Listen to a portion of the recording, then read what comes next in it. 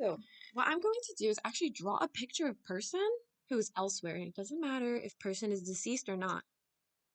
I'll say that, okay? Person who is elsewhere. Okay, we'll put it that way. Person who is elsewhere, who was the one who was, you know, doing a lot of activity, you know, to make sure that the child knew who was the boss. I mean, the child is the boss. The child is the boss of themselves. Like, when I say the child, I mean the adult. Yes, because a child is an adult. Yeah, you're an adult or you were a child? Okay. So, here my my plastic bucket of all of these like I have like paint here. And I just have a head scratcher too. I haven't tried it yet. Ooh. Ooh. Or hypomania. So there's hypermania, there's something called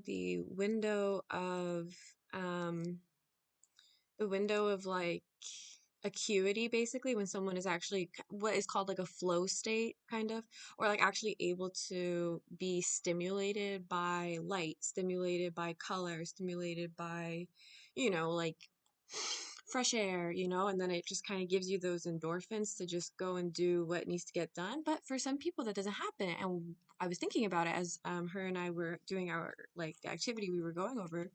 And so I was thinking, I was remembering how, well, for many of us, like as toddlers, not all parents are like this, but I mean, it's true that people whose parents are not like this, when they lose their parents and they're grieving their parents, one or both, or not even a parent, but the person who was there could have been an older sibling, it could have been a cousin, it could have been a grandma, a great grandma, could have been grandpa or great grandpa. And so what happens is that when we're young, and that's the person who was there who was like, okay, so this is what's gonna happen. We gotta get going, we gotta get going. And regardless of whether that person was, in self-actualized or not, that's where we're societally all moving towards is self-actualization. That has to do with physical wellness because that is spiritual strength, um, or vice versa, right? Vice versa. Anyway, food. Okay, so that was the person, and whether they were self-actualized or not, we're all capable of self-actualization. That's true. And so, whether that person was the nicest or not, whether that person was, basically not using violence to get you to do what they wanted, it doesn't matter. For a child, the person who's feeding like a toddler, or even like a 2-year-old, a 1-year-old, 2-year-old, 3-year-old, 4-year-old, 5-year-old, 6-year-old, 7-year-old, the person who's feeding, like up until kind of like 7 years old, the person who's feeding you or me is the person who just automatically, a child is just going to love. A baby is just, that person automatically gets paid in affection. What I mean by affection, I mean like expecting that person to be there. So what happens, hypomania is what happens in the long term. This like hypomanic hatred can occur, otherwise known as kind of like this like depressed state, when someone is harboring a lot of anger, a lot of resentment, but for good reason. I mean, it's physical trauma.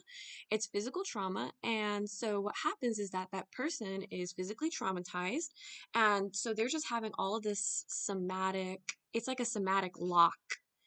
But the thing is, when you were 2 and 4 years old, there was one, not one, only one, but there was typically a person there who was there to unlock you out of your childlike, like how children are. Children are just like always daydreaming. Children are always, so that's why there's always another person there, usually, to say to that person, hey, like, what do you want to do? You gotta make a decision. Okay, what do you either like what do if the choices are not being made for the child, then at least there's a person who's there like, get up, we're going now, or like so. But when people are adults and that person is not there anymore, but they're stuck, they're somatically locked because that was the pattern of behavior, was this somatic locking.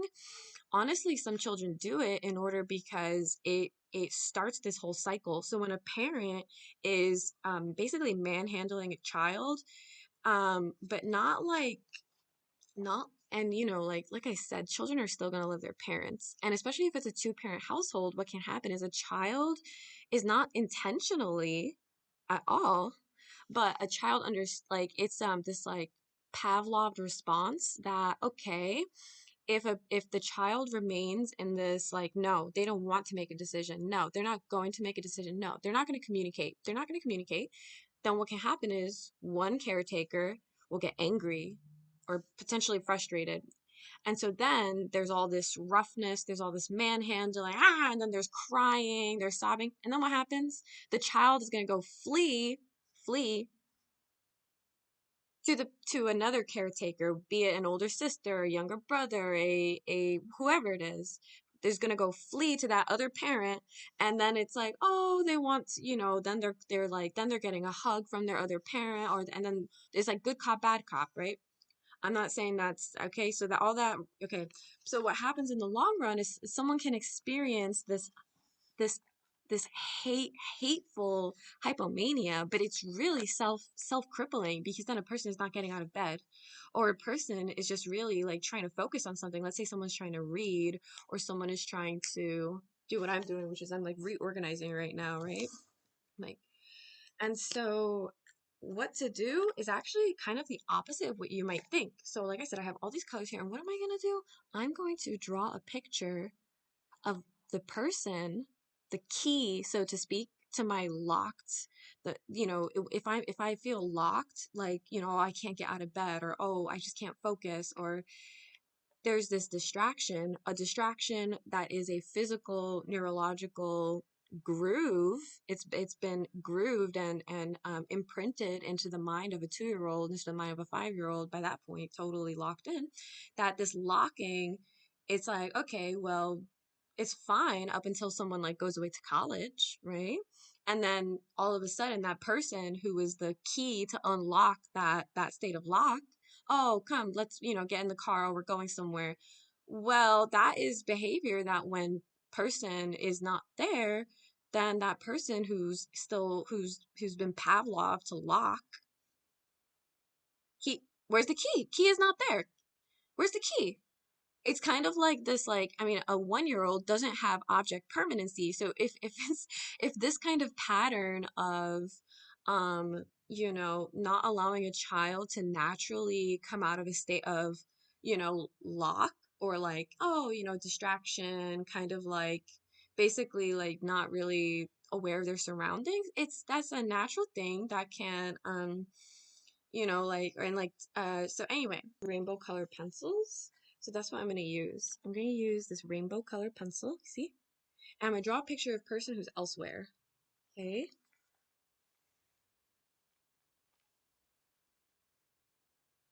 Let's see.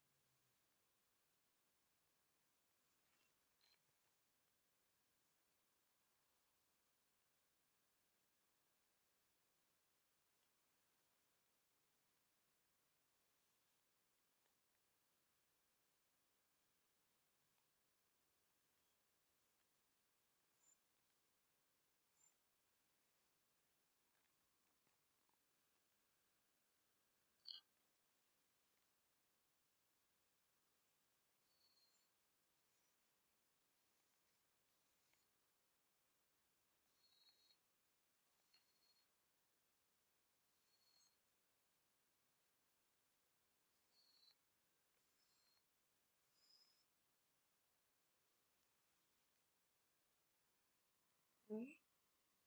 And so, in a way, for people who have PTSD, something like this can like visually verify to self that the danger was real. The danger was very real. Something like this is is something that is a visual representation of the Satan who is dangerous to me. And so something like this is a visual verification. I can look at it, and the person who I still am, who was the infant, um, can look at this and say, yes, that danger was real. Not guided towards safety that's external, but guided towards me being safe. And that has been thanks to wonderful, just honesty and just the sheer presence of feminine people, um, who, yeah, who are nothing but themselves and totally authentic. So yeah, all right. And then what do I do? I'm gonna put it elsewhere. Elsewhere.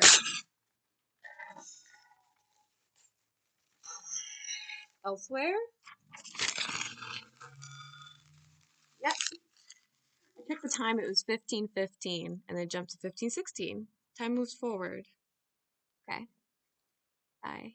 Here, I've been using it to help me um kind of basically get, have less of a cramped neck.